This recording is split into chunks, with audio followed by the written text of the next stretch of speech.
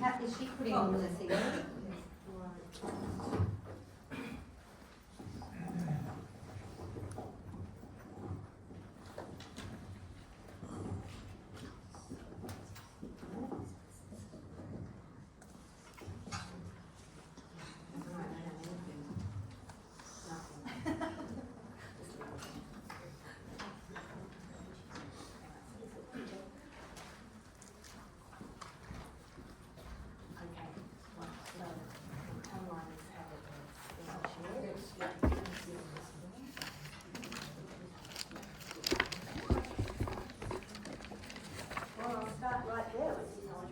Thank you very much, Sushi. That was completely unexpected. Very delighted to be here, very delighted to be kicking off the plenaries and the papers. Very humbled to have been invited to do that. And yeah, very grateful to the organisers. They've been working very hard, and their helpers. Very grateful to my colleagues in the special interest group that have been working along with me for a couple of years now or more. Very grateful to my family and my children who have supported me and have been very enthusiastic and are online listening, is my understanding. Anyway, so thank you very much, everybody. I'd like to acknowledge the Bedegal and Gadigal peoples on whose land I stand and speak today. Lands that were taken and never ceded. I'd like to pay my respects to the elders, past, present and emerging, and extend that respect to other Aboriginal and Torres Strait Islanders who are present here today. Thank you for having me. Okay, now check which.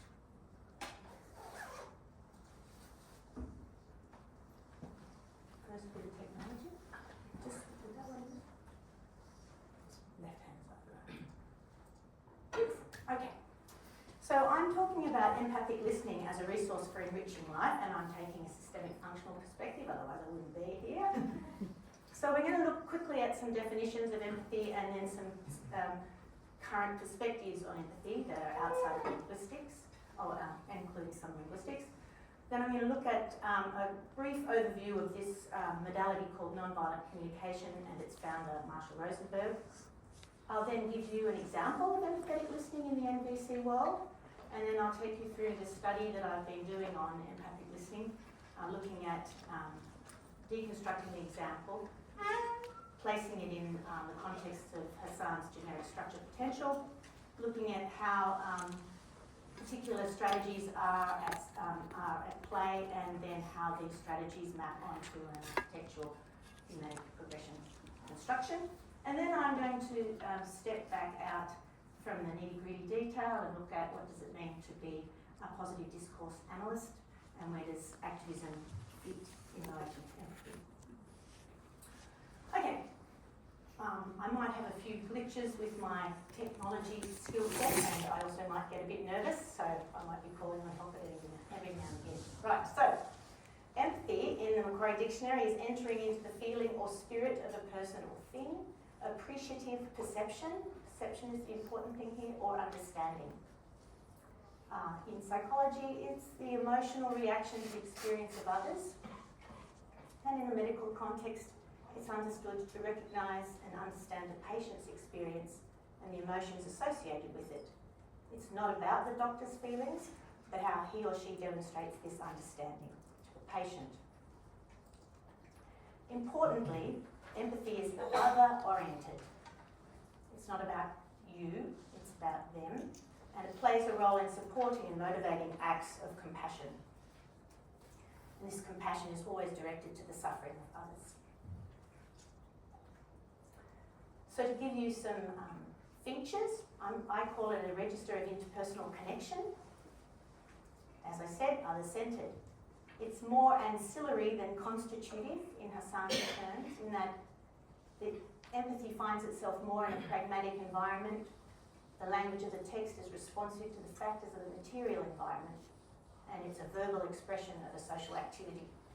And you'll see both the non-verbal and the verbal in some of my examples. It's typically dialogic, so it's spoken mode, two interlocutors, but you can have more. The empathizee, often called the person in pain, and the empathizer are the two players. It can be in written form. I consider it a slow dialogue in, say, an email. And it can also be, very importantly, an inner dialogue with yourself. If you're in pain, how do you manage yourself? Through empathy. It can be instigated by any of the interlocutors, and if you're an empathizer, you might open with, "Are you okay?" If you're an empathizee, you might burst out with, "Oh, you wouldn't believe what just happened now." Something along those lines where you're activated. It's a choice. You never have to give empathy, but the choice rests with the empathizer. They can choose at any point if there's been a stimulus to enter into empathy. And the empathy results in an emotional shift in the empathizee. They move from away from dysregulation and emotional dysregulation into regulation, and there's a bodily resonance happening at the same time in the empathizer. And it's given and received both non-verbally and verbally. So I'm just going to show you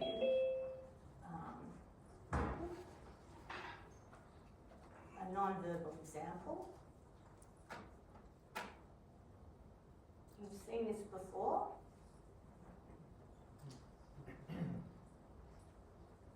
Up there, yep.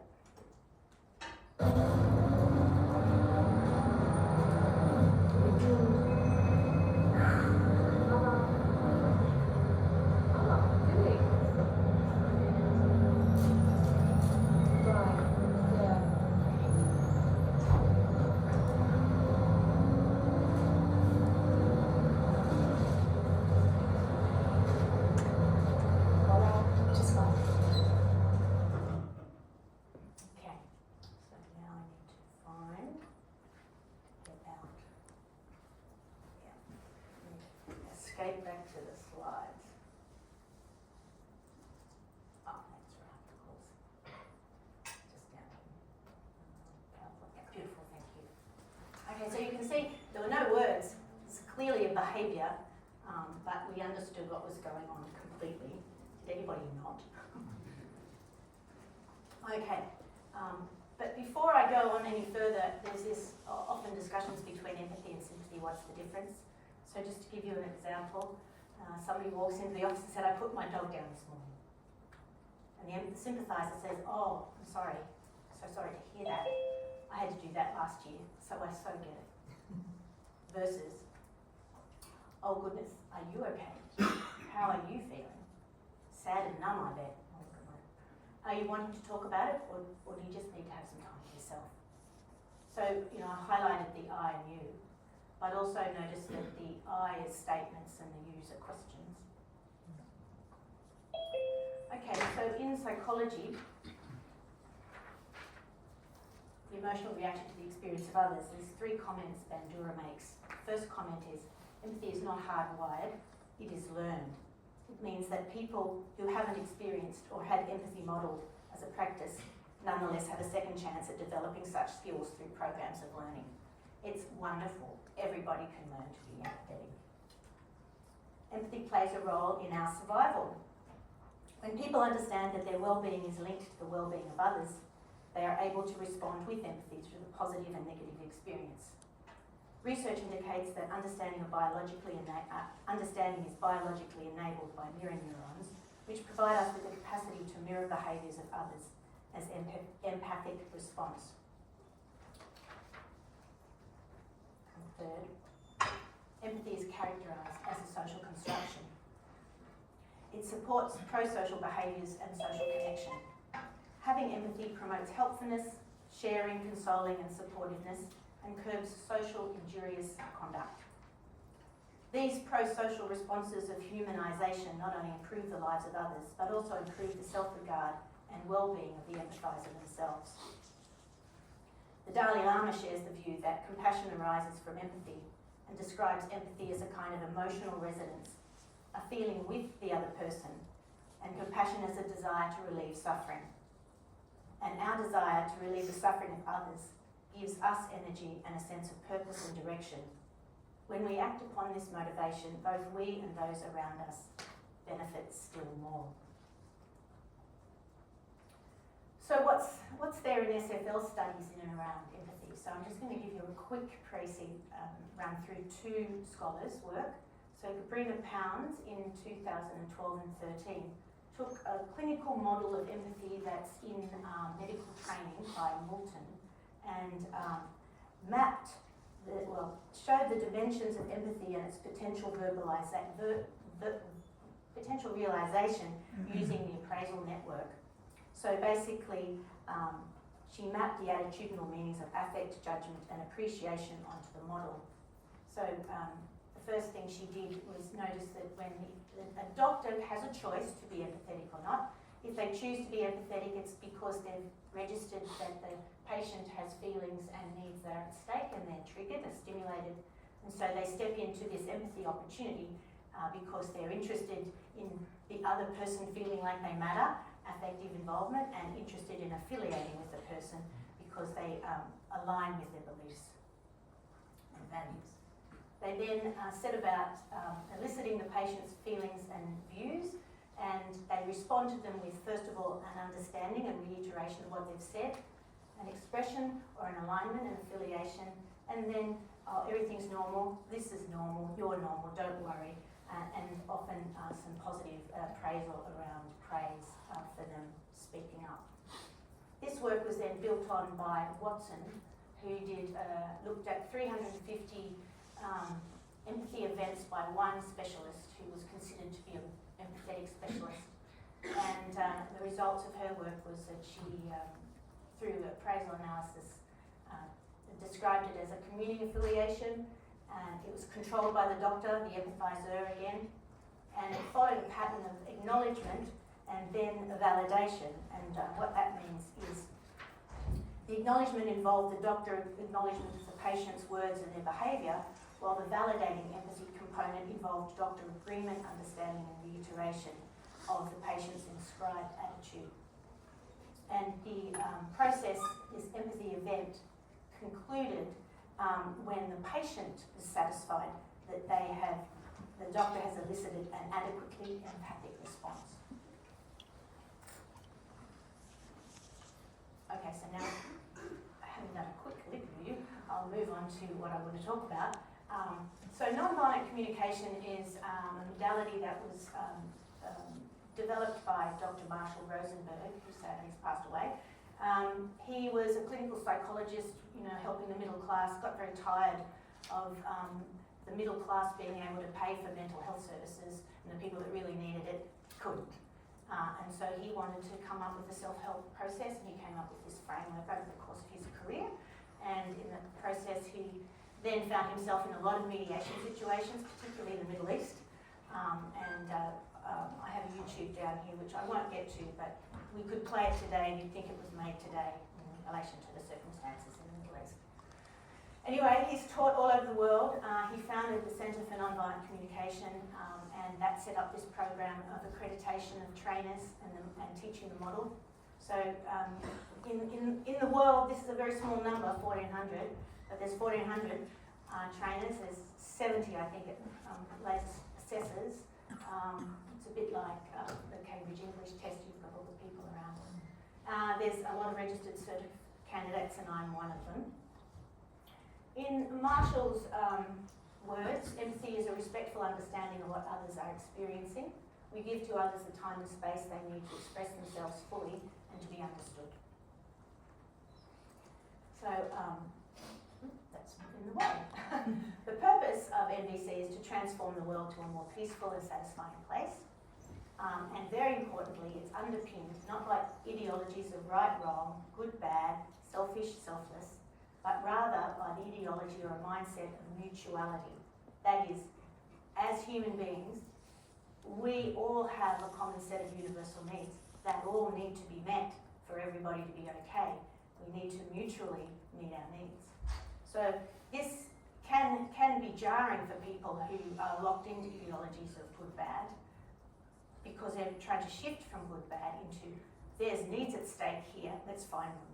And let's find them through empathy. So this is a quick slide of the framework. It's set up with two frames. The first frame is there's no point in engaging in this unless you have an intention to connect. I want to connect with you, therefore I'm going to step into these behaviours. It's also about not what happened last week. You might want to describe what happened last week, but it's how are you now in this very moment. So it's got a real attention to the now. So tense matters. It's made up of these 4 ingredients: observations, feelings, needs and requests, and they play out in 3 different modes. The first mode is how do you express yourself well so others can hear you, leave your judgments behind in a way. How do you talk to yourself in a way that supports you as a person and gives you the confidence and desire to participate in this world and make the world more wonderful, be an enriching member of the world. And it's also about receiving others, giving empathy in other words. So these 4 ingredients, these are their terms, play out in these 3 modes. So what was my study? Because I've been training and over the pandemic, there's been a lot of online recorded data. So I've used 10 recordings of either empathy in a training teaching mode or empathy spontaneous inside a teaching context. So where suddenly there's something has triggered somebody and then there's empathy, whether it's coming from the audience or it's coming from the learners or it's coming from the trainer. So I was interested in collecting a data set, so there it is. They're my names, none of them start off with a title. And I was very interested in how do we understand this kind of language use? Is it a type of genre? Does it have a structure? If so, can I represent it as a GSP? And if I can, what are the attributes, both semantic and lexicographical? And what's its thematic architecture? So that's what I spent about a year looking at. Before we go there, I'd like to play this empathy event. This empathy event, let me just go to my notes, I don't want to miss the high points. So first of all, the empathizer is top left, empathizee is top right. This was spontaneous. Everybody in this group is trained, so they're familiar with the modality. It shows both verbal and non-verbal empathy, and it has more than one empathizer in it. And the empathizee in the process of the empathy works it out for themselves what's wrong or what's right. Note that there's a lot of paralinguistic and extra-linguistic work going on. Also silence, notice the silence, and also notice the shift, both in the empathizee over there on the right, from dysregulated to regulated, and also that process in the others. Now it's 10 minutes, so you'll see all kinds of reactions in the listeners. Okey-doke, let's see if I can make this happen. Let me go to, can't see it.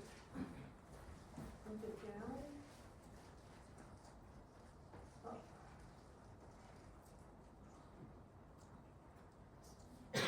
That's it.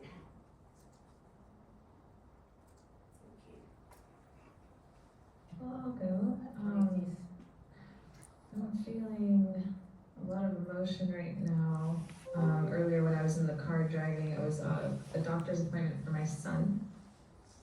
And he has a condition with his intestines where they twist, and he's had several surgeries. And so this was an appointment, a follow-up appointment, and I got to ask some questions that I've had for months. And oh wow, I feel tremendous relief in some ways of some of the answers of what the doctor said, and then also just a lot of grief and remembering him in the hospital and how hard that was for me.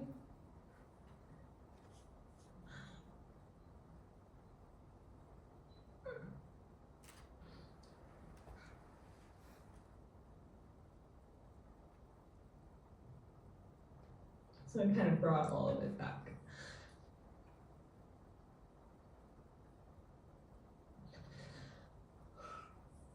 I also noticed appreciation for myself in a way that I hadn't. Just appreciation that I'm there for my son. appreciating the role that I have in his life, and that I'm sitting with him, and that I'm hugging him and loving him and there with him. And even if he doesn't say it, I had this sense of appreciation for me and how I'm showing up with him in his life. So it's just, I have lots of emotions happening all at once, and so that's what's going on for me. Thanks. If you want any reflection or any support in the moment about what's going on. I think just taking a moment to feel the presence of this group and that sense of community and support is really powerful. So I would love to just sit with you all, if that works.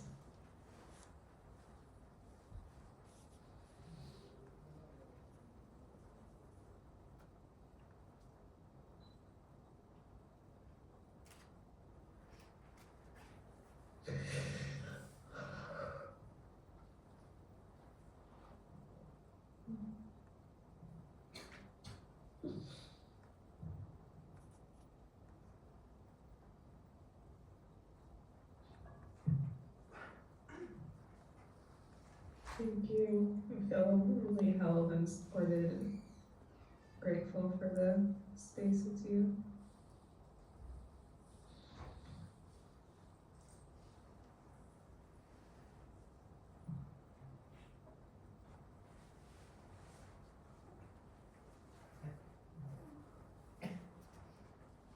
Lots of parts. Yeah.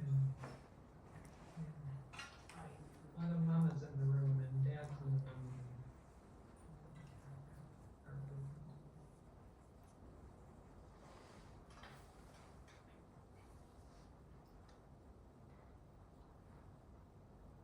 I'm so glad we did a check-in just for that reason.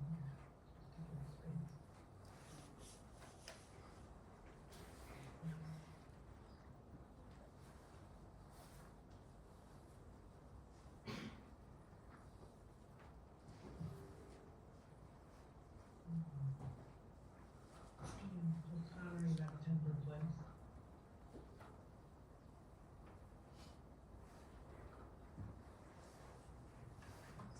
I'm just imagining trying to keep it together in some way. I'm there for my son. So knowing there's someone bubbling up from me, that fear and helplessness.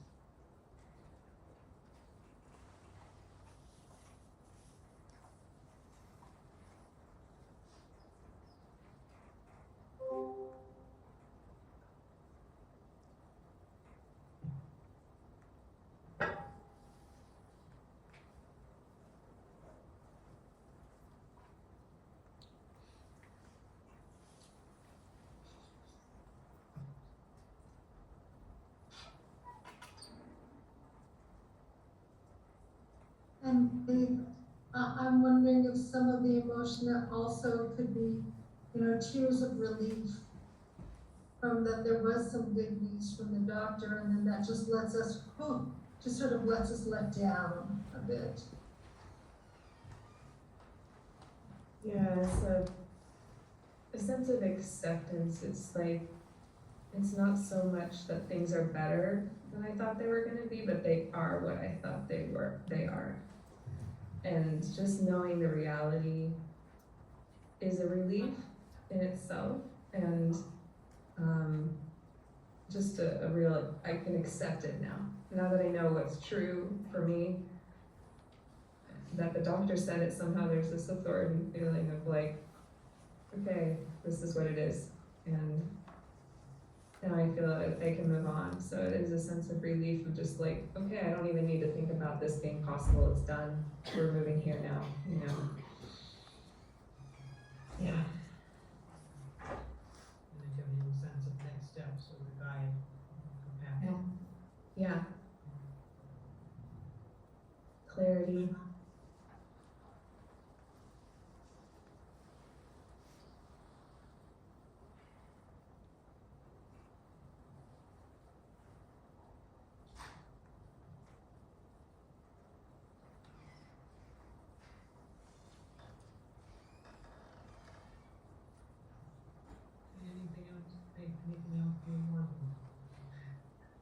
thank you. I'm just noticing how much space and allowing myself to accept the time that's been offered for my needs in this, and appreciating all of you. Thank you.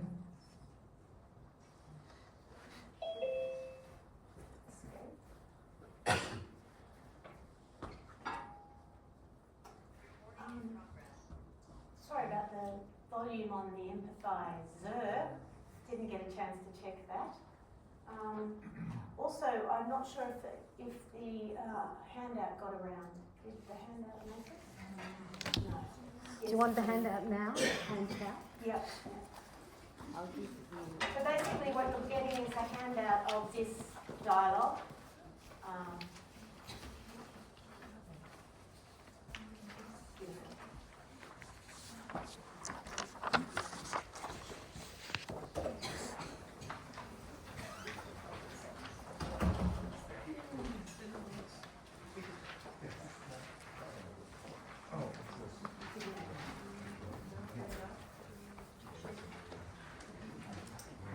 Okay, so I'm sorry, I didn't get check that was, you could have followed on along with the audio.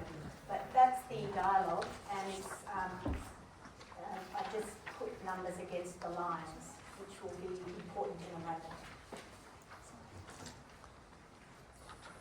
So that's just one example, and that's an example of people in the room who all know how to use NVC. And what the empathizer, I don't know if you noticed, she ended with, apart from her thank you, she ended with the word clarity. That during that process she worked out what it was that had given her such an emotional charge driving home from the doctor, is that the doctor had given her clarity about her sons. But until that point and that process, she was just lost in the emotion of the enormity of her circumstances. And she named clarity. Now, empathizers often guess the need, but in this case, she was supported to find her own need, and she got it herself. Nobody needed to guess for her. There were some nice hints along the way. So that's just one example. I call it as text as instantiation, but in Hassan's words, the GSP is language as system, or analogous to language as system.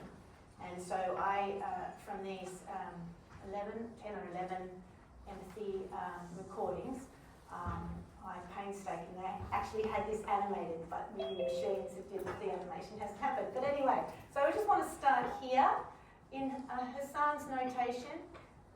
Just the letter means it's obligatory. So to have an empathy event occur, you have to have an O followed by an E.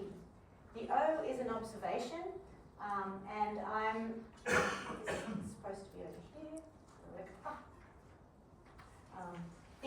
The observation is in a genre approach sense, a personal observation where there's something significant about an event that you then want to comment on. So we've got an observation has an orientation which is optional. It's got an event description which is also most of the time there, but every now and again it's not there, so it's optional. And then there's a comment, and the comment and the event description can move either direction.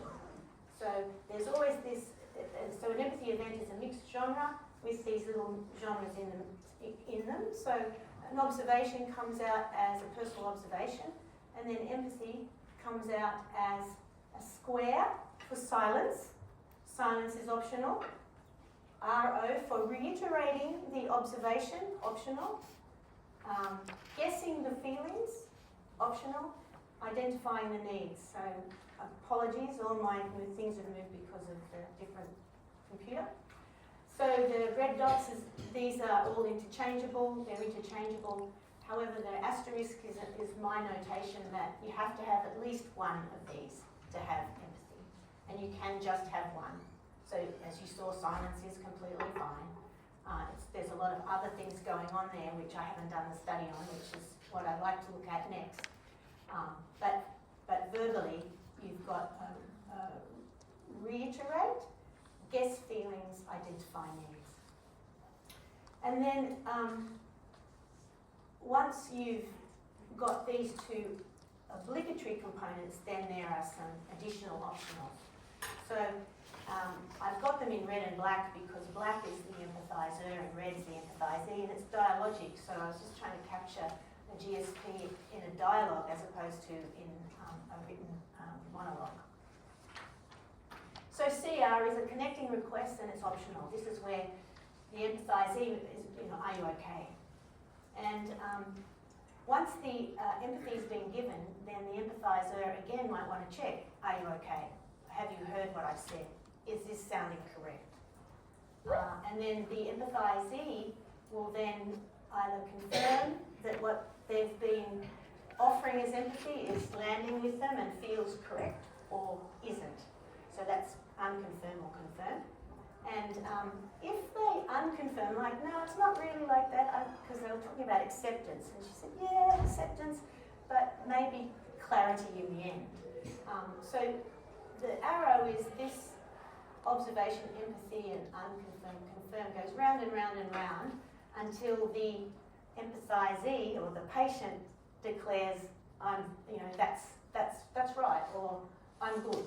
And then it finishes with some kind of coda around I'm feeling good now, the event, thank you, gratitude, or now I get it, something like that. So that seems to capture the 10 different events that I looked at. Mind you, it's tentative, and I'm sure I'll be shifting and changing as time goes. But here's the text we just did with the line numbers against when the shifts change. So it pulled from the GSP with an opening connecting request. It has an observation which has in it an orientation, event description, and a comment. But there's also a in white a response, which sort of is just dialogic, yes, no, question, answer. And then the empathizer comes in with another connecting request is, would you like some reflection or support? And then that's confirmed and or unconfirmed, and it's an elaboration, so it continues. Another arrow, another round. The empathizer makes an observation about the here and now, but then moves into empathy with identifying needs and feelings. And then a second empathizer comes in and it identifies feelings and needs. And then another confirmation, and that moves into what is a kind of an idiot, needs presented as nominal groups, giving you a sense of next steps, guide path forward, with a confirmation, yes, and then she named it clarity. And then another connecting request, is there anything else you wanted? No, thank you, and then she goes into a coda of gratitude. Just so you can see. So, what do these elements of structure look like? What are their attributes and their lexicogrammatical realizations? And can we say they clearly distinguished from each other? So the connecting requests seem to be initiating and closing questions, which are questions for information or a proposition for connection in the present. And they're yes/no pollers, and there's a little bit of technical language that jars people in MVC, outside of MVC, something like what's alive in you, are you complete? But within the modality, everybody gets it. But you can come up with some equivalent colloquial terms, and it's just fine. But in the empathy event, the reiterating observation, interesting, is distinguished from the others mostly by material processes. It's in the past, and of course they're always selecting you because it's always about the other person. In the feelings section, there's lots of relational processes, and lots of mental processes, and there's an interesting thing goes on here. The empathizer might want to use a mental process to project what they think is going on for them. So you'll get things like, I'm guessing you're feeling, or I imagine this is hard for you. So the feelings section has these mental projections, but it also has the adjectives of affect, working hard. So of course they're there as inscribed adjectives, but they're there in other ways as well. They show up as things in the nominal group, embedded acts as thing, qualifier in the nominal group, or as a process. Very importantly, guessing feelings is always in the present, and it's always an unmarked theme of you. So you fear there would be an explosion at the end. When it comes to the needs, there's an interesting step. There's, I'm going to stumble on this, desirative, so I've got that. Processes of desire, like I'd like, you'd like, you yearn for, you long for. Again with projections, but there's a lot of grammatical metaphor that's happening because the universal need is packed up as a nominalization in NVC. So you get things like clarity, acceptance, but also even though that's sort of what the NVC is look at, needs show up in many other ways, and there's needs as nominalized thing in the qualifier in a nominal group, as a gerund, as a non-finite verb as event, as an adjective, as metaphor. Always in the present. But importantly, it's the grammatical metaphor that's salient. So there's the distinguishing qualities, the lexicogrammatical qualities. There's a lot I could do, and a lot more I could do, but today's not the day. I'll show you more another day. So there are 4 strategies that are going on that the empathizer uses. There's in the element of structure, they use reiteration, basically repeating almost word for word what's said, or they paraphrase or summarize what's said. In the feelings section, they're guessing, so there's a lot of projection, and when they're identifying needs, they're obviously naming them.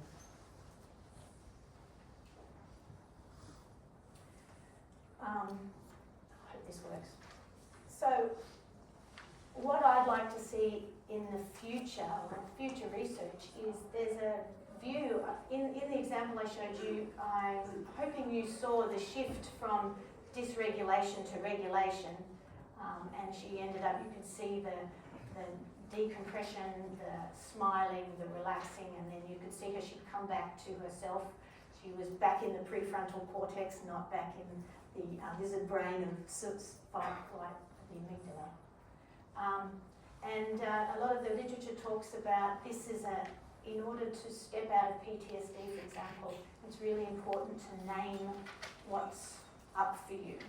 And so there's this view that there's between how you feel and what you need is where the shift happens in the brain. There's the settling of the person so that the thinking can start again. So the emotion steps back and the thinking steps forward. So I just want to show you how this is done in NVC.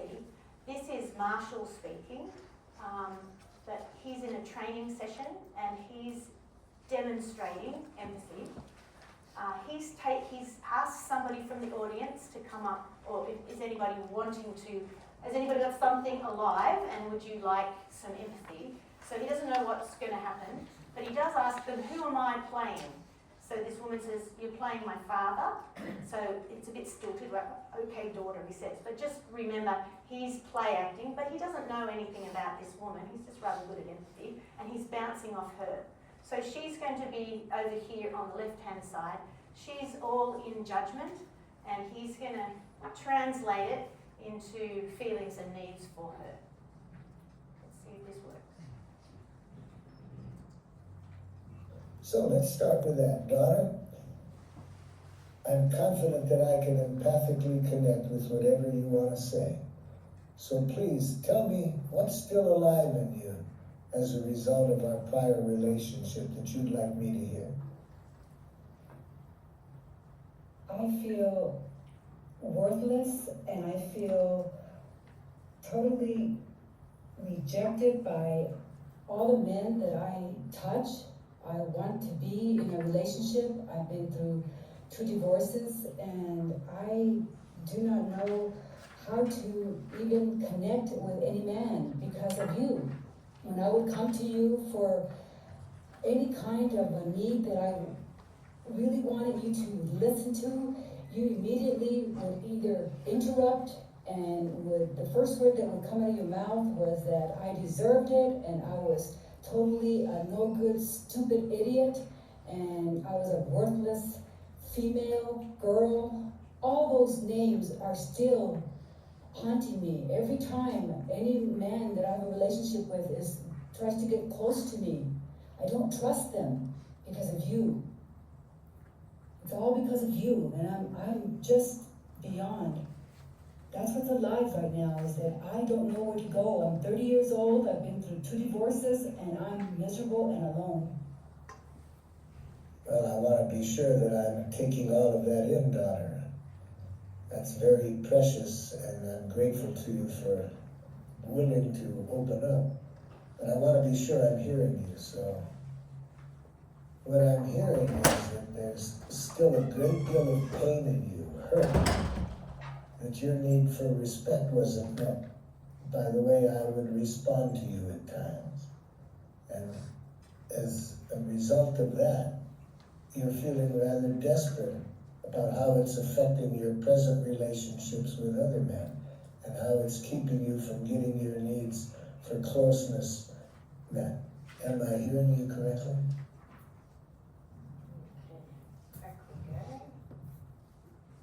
So, the empathizer is doing this work of translating the spray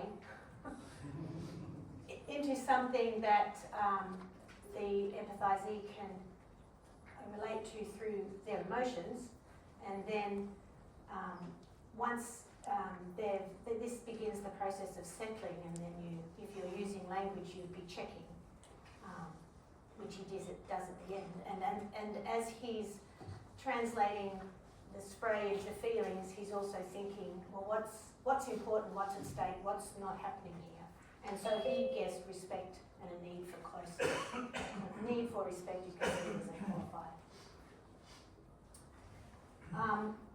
And so this is the choice you can make. You don't have to go to congruent affect and needs to get to, if you're in a dialogue. This woman might have just been having a spray and that might turn into advice, or it might turn into maybe I'm not interested in what you've got to say, but if you're going to give empathy in an MVC manner, then this would be the choice you'd make. Okay, I'm going to see if I can translate the feelings and reflect them back and see how the person responds. And while I'm listening, I'll see if I can identify some needs. And if the needs of respect and closeness are wrong, then you'll hear it back. In this case, obviously this was ongoing. She actually said, yeah, but, and went on and on again, and the same thing happened.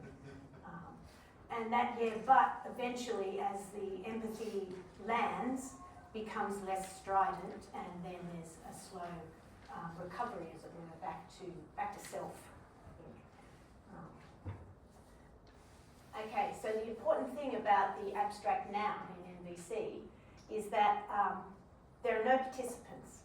So you can't blame somebody, you can't implicate another person, and you can't make somebody feel guilty, which is what's happening over here on the left-hand side. So yeah, they like to go to the grammatical metaphor to avoid blame. So it's very different to say, I need you to accept me, and say, I need acceptance. Because if you remove the participants, then you're just talking about what's echoing and resonating in you.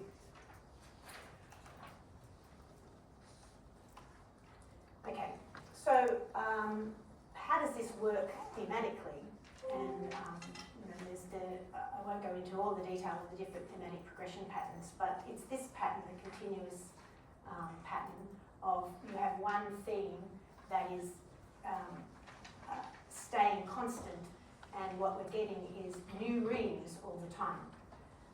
So this pattern struck me as it, just bounced out at me when I was listening to empathy, with a little exception. So let me just take you through. Here's an example of some empathy that's just reiteration, repeating back. So the person in pain says, yeah, I came forth. I was already there to begin with. I prefer that I just allowed myself for others to see me. And the empathizer, yeah, you came forth because you were already there. You just allowed it to be, to come forth. So you can see that the unmarked theme is typically you and I, but the you is diactic to I, as in the empathizer is referring back to the person in pain, and the person in pain is speaking about themselves. The empathizer picks up I, which is expressed as diactic you, to continue the same theme. And the newsworthy information in the reams of the person in pain, I'm calling new reams because they're coming for the first time, but then they're repeated as given reams by the empathizer. And when this pattern occurs, these four things are happening. The repetition, so this is an example of reiteration rather than paraphrase or summary. Feelings and needs. And they play out in this pattern.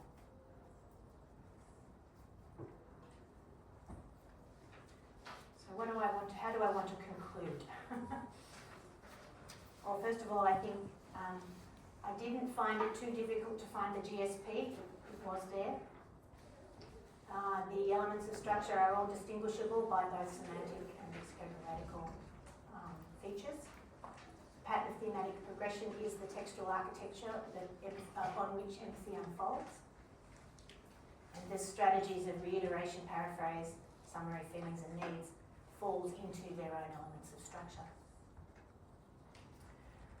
So what empathy does, it humanises the other, creating understanding and an appreciation of our mutually important universal human needs.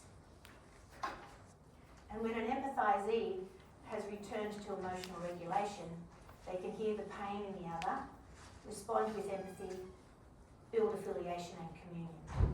And once that's happened, then you can start the business of negotiating and working out what each other needs. So Rosenberg's view with state conflicts is you've got to have the parties in the room having heard each other first before they can strategize or come up with ways of meeting each other's needs as opposed to getting what they want at the expense of the other. That's where the magic of the negotiation can happen if both sides have heard each other.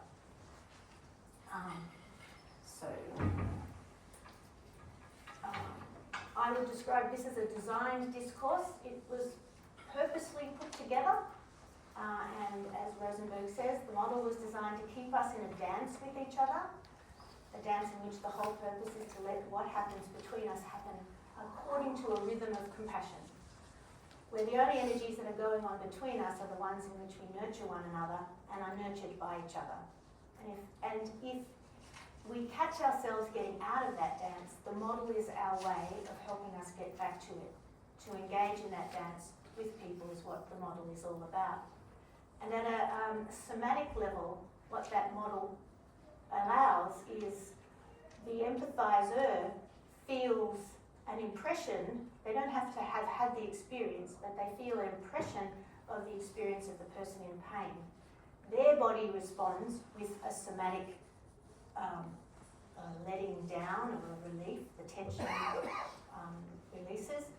That tension also releases in the person in pain, and they talk about this as an interaffective resonance, where our emotions start to align and they calm at, sort of in a dance together. Very interesting to see where the words and the calming align in future research. So my view of a definition of empathic listening is it's a compassion-inducing social semiotic practice of being with a person, hearing and understanding their feelings and needs, producing an enjoyable somatic resonance within each person.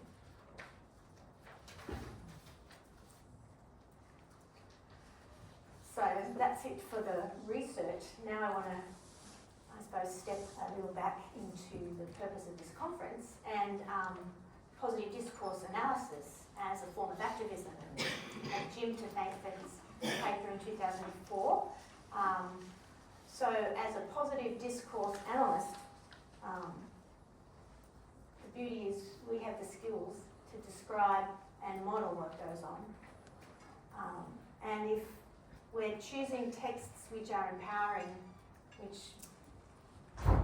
enable acts of compassion and bring about harmony, then we can be activists just as linguists. But I would argue it's just not about modelling, it's just not about description, it's actually about practicing it, it's about sharing it, it's about teaching it. We have all these skills. So I feel like we are a group of people that have a real future here in making the world a better place, and that we can change the world for better, one empathy event at a time.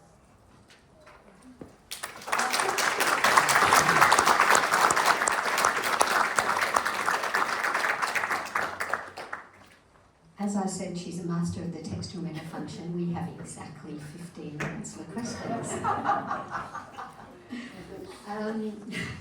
So would anyone like to kick it off with a question?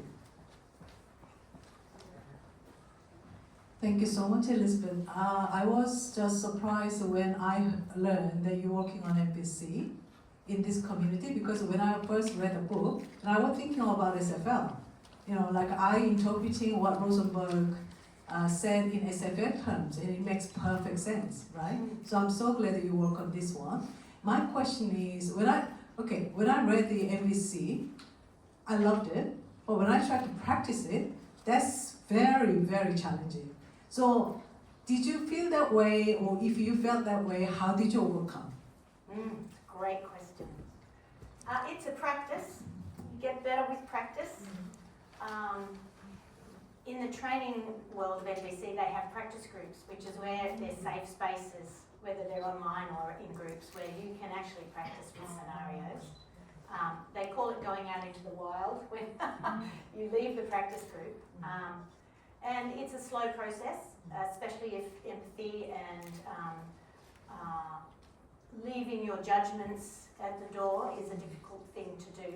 And you know, our world is, appraisal is a very valuable resource, and I'm not making any statements here about don't be evaluative. It's choosing when and how to do it.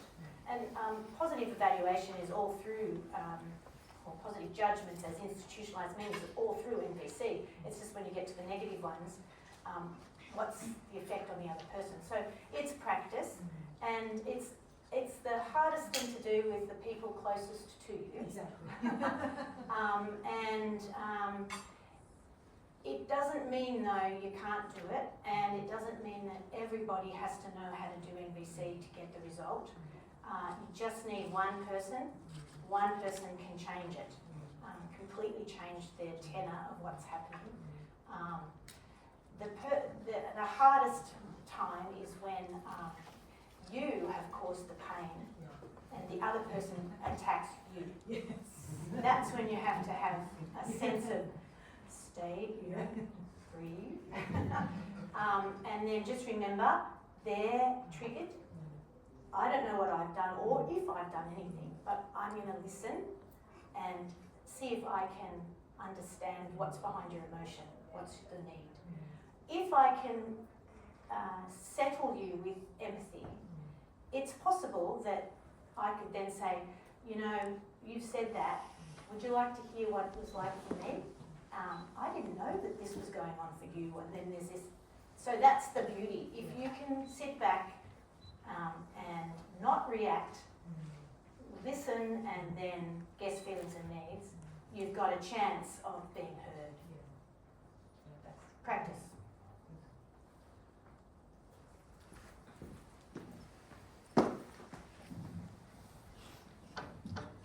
Your examples were all about very negative feelings. Can you empathize with positive ones? Absolutely. And secondly, seem to be a privileging of affect, so that even if the person is making a bunch of negative judgments, the therapy is translating that into affect in order to have empathy. So can you empathize with positive things, and can you have emotional resonance around judgment and appreciation? Good question. Yes, you can empathise with positive, and it's very easy to empathise with positive judgments. We're good at it. We always like to enjoy each other's celebrations. The affect question is really interesting. The psychologists and the neuroscientists, it's all about the bodily response, and affect is sort of the verbalisation of what's going on in the body. So to get to the body, and to get to the body to calm and then settle enough to be able to think, they go for affect. When you're caught up in institutional judgments, you can't get to the feeling. You get to the feeling, and then that sort of hits the person's nervous system, and then when it's hit the nervous system, they feel like heard, and they feel like they matter, and that has the decompression effect on them. So yeah, I think it's fascinating. It's go to affect, don't go to appreciation or judgment. Way up the back. Right, Ed. Go Ed, here you go.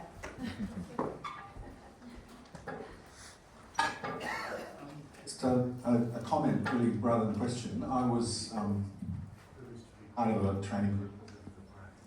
Speak to you. No.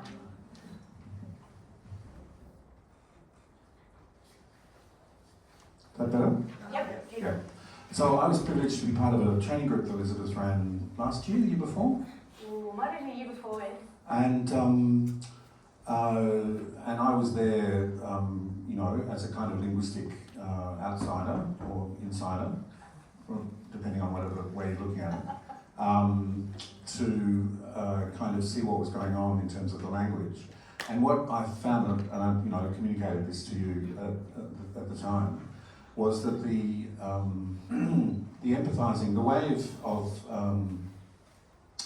identifying the needs as abstract nouns was problematic dialogically, because what it does is it kind of elevates you to in effect a position of judgment outside the discourse. So if you say to somebody, I can tell that you need respect, that's elevating your status, and you're saying, I understand you better than you understand yourself, kind of thing. And so the challenge, as I said to you at the time, is to try and do that linguistically in a way that doesn't take you out of the dialogue, so that I mean, if you think about in ordinary life, people who are good at empathy, they don't necessarily do it by saying, I can tell that you're hurting. They do it so they they evoke it rather than inscribe it. So I wonder what your comments on that are there. Yeah, so they wouldn't probably do a tell. They wouldn't. They'd use more of a mental process of guess, wonder, imagine. So that they'd avoid the telling. And I agree that the nominalised need isn't a spoken way. And that was one of my motivations for doing the analysis, is because that was annoying me, and it was annoying me in the sense that I'm hearing needs being expressed as verbs, which would make sense in conversation. It's spoken discourse. So that's why one of the reasons, the motivations for the study, while they, and this is where, they're not linguists, and they've got some clear prescriptions on what should be said, but I wanted to look at it descriptively and to see what is said, not what we think you should say.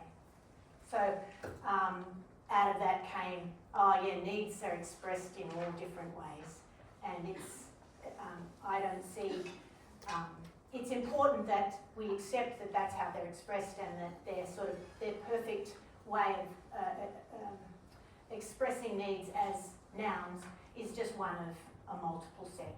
Yeah, I completely agree that it's got a stiltedness about it. I think Alison's up the back.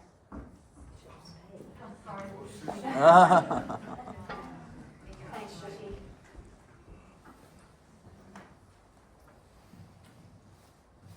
Thanks, Elizabeth. Super interesting. And so just following on, I guess, from the other questions, to what extent are you, quote unquote, translating the NVC's description of its own practice into a linguistic account? I can see you're doing some of that. To what extent are you finding new patterns that haven't been, or new kind of ways of describing new things in the practice to describe? And a third thing, to what extent are you at all critiquing the practice and providing opportunities for revision of the process? Yeah, good question. I guess I'm critiquing the practice gently, in that back to needs and written versus spoken language, and a prescription of how you express needs is quite limited, and that has an effect on people, and because people speak in spoken language, not in a written form, so that's where the nominalisations get clunky in spoken language. I have a need for clarity. I'm really glad I've sorted this out. So how I'm critiquing it is I'm showing, particularly that there are multiple lexicogrammatical realisations for the same semantic, domain. That it's not just about nouns, and it's not just about adjectives of affect. So yeah, I am. Shushi. I have a question. It seems to me that the practice presumes that a person is able to access their feelings and verbalise them. And I'm wondering if in the practice or in any of the examples that you've looked at, is there evidence of the empathiser doing some kind of work to help the person drop down, and what that work looks like? Yeah, well, a lot of the dropping down is listening. Like, NVC is a great tool to have in counselling, working with children, in medical settings, because in many cases somebody that's really stimulated and emotionally traumatised, there's not really a role for you to start talking at them and guessing their feelings and needs. It's really being with them, sitting there with them, allowing them to get through what they need to say, rather than trying to tell them anything. And then when there's a sort of, they've worn themselves out, as it were, or they've got nothing more to say, then that's an opportunity to actually start to ask them. And children love it. Are you feeling sad? Yes. Would you like to play with that toy? Yes. Well, somebody else is playing with it. Would you be happy to give them a chance and then you can play with it? Okay. Do we have time for one more question? One. Is that okay? Thank you, Elizabeth. I was inspired by when you said empathy is a social construct, and I'm wondering if you could elaborate on that. And I asked this question based on my observation of how different language speakers express empathy with different words. So I have this wheel of emotion in my office when I talk to my students, and I teach translations. I have students of different languages, and I have observed that my Chinese students tend to use this particular word a lot more than students who speak English. So is my understanding correct when you said empathy is a social construct? And if yes, do you think there's an area in translation that we can explore further? Yes, I do. Well, it's a social construction in that it is an important part of our social connections and building relationships in that sense. But I'm I'm hearing you explain your experience of empathy in translation or empathy in other cultures. And I would argue, yes, depending on the semantic domains of these feeling wheels, the feeling wheel in English might not match a feeling wheel in German or Chinese. Like in Japanese, wabi-sabi, how do we translate that into English? I'd argue that you've got different feeling wheels for different cultures. NVC comfortably, I believe, but I haven't witnessed it, comfortably crosses cultures and languages.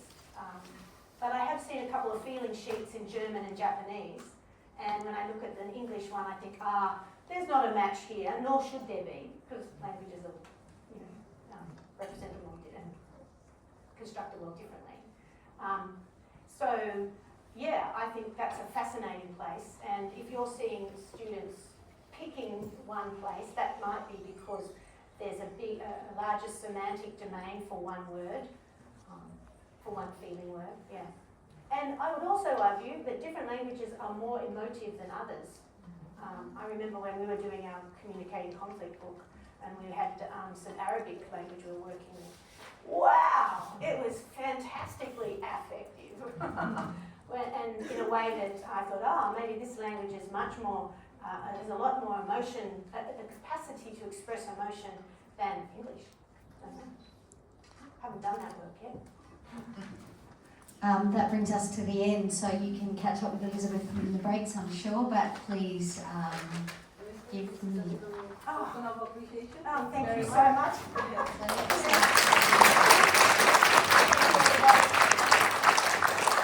All right, thank you very much, Elizabeth.